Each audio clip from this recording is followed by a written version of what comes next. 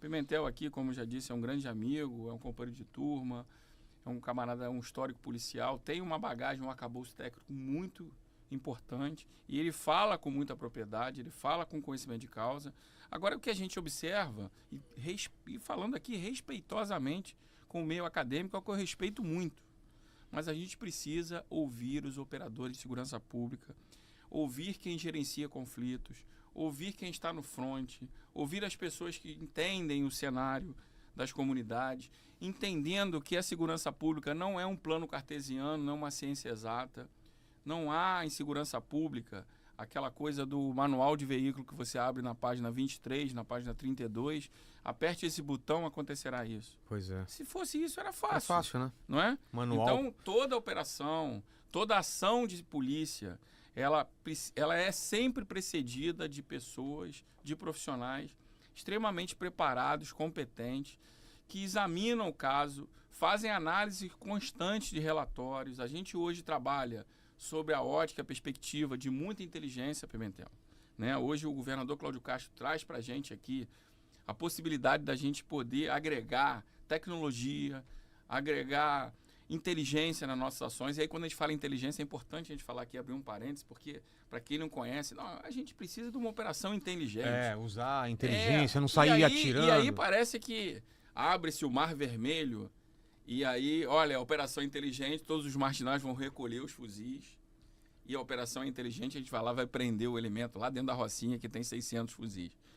Porra, é inimaginável algo nesse sentido. É claro que a inteligência, ela é importante para a produção de conhecimento que vai subsidiar o planejamento adequado, o planejamento assertivo e um planejamento cirúrgico. Até quando você vê o trabalho de uma SWAT, de qualquer trabalho, também tem a parte de planejamento, de inteligência e tem a parte de combate. A parte tática, exatamente. A parte que vai, muitas das vezes, você não tem a previsibilidade da reação do criminoso, você não tem a previsibilidade da ação do alvo, que você vai cumprir determinada demanda, ou um mandado judicial, ou algum tipo de prisão em flagrante. Então é preciso que se diga, e aí eu quero ressaltar, novamente, concluindo meu raciocínio, a possibilidade da gente, enquanto operador de segurança pública, ter voz.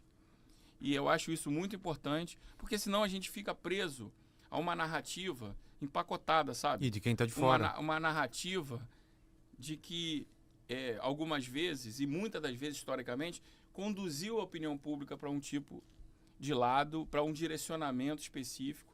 E a gente vinha falando aqui nos bastidores, Pimentel, a questão da politização. Hoje o porteiro está falando de segurança pública, o diretor de empresa está falando de segurança pública. Nas escolas. Na universidade, nas escolas, nos pontos de ônibus estão falando de segurança pública. Então, a segurança pública, eu ouvi uma frase do governador Caiado, na visita que ele fez aqui no Rio de Janeiro, em apoio que os governadores vieram ao governador Cláudio Castro. O governador Caiado foi muito feliz e ele chegou para mim: Menezes, a segurança pública é a coluna cervical da governabilidade desse país. Então, a gente precisa subir a prateleira da segurança pública. E eu não tenho dúvida que vai ser o grande assunto para a eleição do ano que vem. É o que vai decidir. Não há qualquer ação de governo, que qualquer plano governamental pretenda implantar nesse país, se a gente não tratar a segurança pública desse país de maneira séria, de maneira integrada, sem politização, sentando na mesa e conversando com aqueles que entendem de segurança pública, aqueles que não querem trabalhar sob um viés social, um viés ideológico. Não é isso. A gente precisa tratar tecnicamente. Obviamente que existem outros atores, né? E o conceito de segurança pública é algo muito amplo. Então, olhar segurança pública apenas sobre o viés de polícia é uma visão míope, na minha opinião. A gente tem outros atores, porque você imagina que... E eu tenho essa tranquilidade. O Rio de Janeiro é um estado pequeno, né? Mas densamente povoado. Então, a gente tem municípios muito grandes. Eu tenho aqui no Rio de Janeiro 5 ou 6 municípios que têm acima de 1 milhão de habitantes. São Gonçalo, né? São Gonçalo, Duque de Caxias, Nova Iguaçu. Ou seja, nós temos um estado pequeno, mas um território densamente povoado. E nós temos aqui no Rio de Janeiro apenas 92 municípios. Mas eu faço uma gestão muito próxima aos prefeitos. Eu tenho uma característica de ir aos municípios, conversar com os prefeitos, porque eu entendo também que as demandas elas nascem no município, né? A gente precisa entender, não ficar encastelado num gabinete e assinando um monte de papel, achando que aquilo ali vai... Uma coisa é a ordem, como ela sai, seja por e-mail, seja por documento eletrônico, e a execução na ponta da linha. Como é que o meu serviço chega? A gente precisa tratar a corporação como uma instituição que precisa ser eficiente e entender como o meu cliente recebe o meu serviço. E eu preciso andar, preciso dialogar, manter uma interlocução permanente, e os prefeitos, os vereadores são uma antena que capta toda essa demanda, porque a demanda ela nasce no município. Então, quando a gente percebe os prefeitos que trabalham o ordenamento urbano, trabalham a questão da educação, trabalham a questão da Secretaria de Esporte, de maneira muito adequada, com programas realmente robustos, concretos, a gente percebe que a segurança pública ela flui de uma maneira muito melhor. Porque eu entendo que o ato de o prefeito, do administrador, colocar e disponibilizar uma iluminação adequada é um ato de segurança pública. Poda de árvore é um ato de segurança pública. Fiscalizar o parcelamento irregular do solo é um ato de segurança pública. Fiscalizar o comércio ambulante e o transporte municipal é segurança pública. Porque senão, Vilela, você cria uma ambiência para o crime prosperar. Não há vácuo de poder. Alguém vai sentar naquela cadeira. E hoje a expansão territorial, a gente também vinha conversando nos bastidores, fazendo um recorte para a operação. O Complexo do Alemão e da Penha tem cerca de 280 mil moradores. E por que a lógica é controle territorial? E a gente fez uma conta de cortando esse número pela metade, estabelecendo as pessoas economicamente ativas. Apenas uma perspectiva. E o controle da internet nessas comunidades por empresas que essas quadrilhas determinam que aqueles moradores contratem, um plano básico de internet custa em média hoje R$100. Se você multiplicar... 109, né? 109. 109, né? Para dificultar a conta. Mas vamos fazer uma conta de 100. 100 é mais fácil. Vamos fazer uma conta de 100. Isso significa uma conta de partida de R$14 milhões de faturamento. Só para comprar fuzil. Só comprar fuzil, para comprar droga. Mais gás. Para criar musculatura, para comprar concessionária de automóvel, para comprar rede de farmácia. Pois é. Aí depois então, assim... ganhar do gás... Ganha da água, pãozinho. Sem constranger, me perdoa, cara. A Anatel está te ajudando nisso aí? A gente tem interlocução com a Anatel, porque o Brasil tem hoje quase 20 mil provedores de internet. Sem a Anatel estar do nosso lado, a gente não resolve isso. Você sabe que hoje aqui no Rio de Janeiro, Pimentel, a gente tem algo sui generis também, que é a organização da segurança.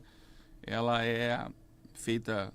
A gente voltou desde 2019 a ter o Estado de Secretaria de Estado. Sim. Então nós temos uma Secretaria de Polícia Militar, uma Secretaria de Polícia Civil e a coordenação dessas duas secretarias. Eu acho isso muito apropriado porque pode parecer estranho, mas de alguma maneira as polícias mantiveram a autonomia e a capacidade de determinar os investimentos, de fazer a gestão orçamentária, de realmente ordenar a despesa.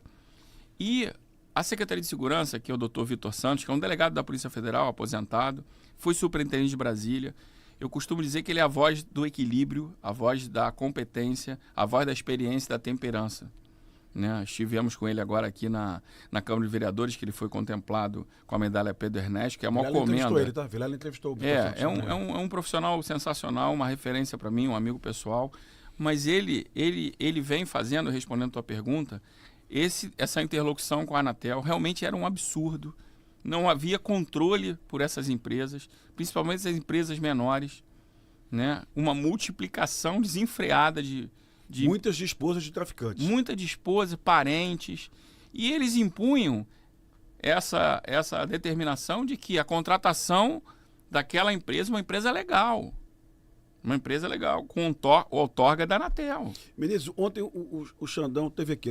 Tu conseguiu falar isso para ele, cara? Ele ouviu sobre isso? Por exemplo, sobre a questão da Anatel, por exemplo. Eu queria que explicasse tudo. Por que ele veio, como que foi a reunião, quem se reuniu com ele? Nós fizemos uma reunião, obviamente que ele procurou entender, né, de que forma a operação, a investigação, a perícia, ela ela se deu, né, o porquê da operação, a questão da diferenciação da reocupação territorial, da decisão da DPF Ele da questão, ele perguntou sobre isso, e da questão vocês da ocuparem, né? a questão da operação contenção, Sim. que é preciso que a gente diga, e aí você, abrindo espaço aqui, eu vou te explicar desde o início como é que essa operação chega para a Polícia Militar, o que a gente desenvolve de técnica, o que a gente fez de modelagem específica para essa operação. Mas, especificamente, ele tentou entender de que forma a operação se desenvolveu. Agora, essa questão de distribuição de sinal, a gente não teve tempo, porque ele tinha 6 agendas, né? Ele foi na Prefeitura, ele foi no Ministério Público, ele foi na Defensoria, ele foi no presidente do TJ, então ele teve uma agenda bem intensa. Mas ele consegue ter uma visão do que acontece no Rio de Janeiro Consegue hoje? bem, porque ele foi secretário de Segurança, ele foi diretor da FEBEM em São Paulo, foi promotor de Justiça durante muitos anos, então ele conhece bem a matéria, ele esteve aqui numa posição muito equilibrada, entendo, e a nossa perspectiva, obviamente, que eu não conversei com ele no pós-apresentação, mas ele saiu, ele deu uma impressão que ele saiu bem satisfeito do que ele viu. Até porque, Pimentel, eu posso te dizer que essa operação ela foi muito bem articulada. A gente sabia o que ia enfrentar, a gente sabia onde a gente queria chegar.